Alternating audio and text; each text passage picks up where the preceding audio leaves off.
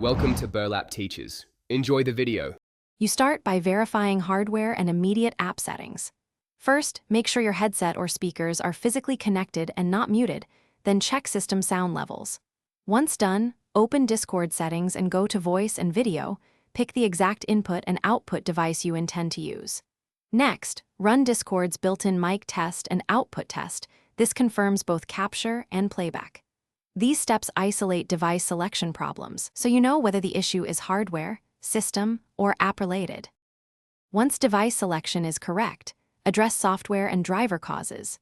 You should toggle input mode between voice activity and push-to-talk and fine-tune the input sensitivity slider so Discord actually detects sound. Then update your audio drivers and restart Discord. While restarting, disable exclusive mode in Windows sound properties so apps don't block each other. Also inspect server and channel permissions, plus check whether you or the other user are muted or deafened. These steps handle the trickier interactions between drivers. Finally, confirm whether the problem is the desktop app or broader.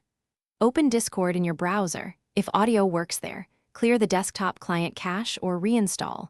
If not, swap USB ports or test a different headset to eliminate hardware faults.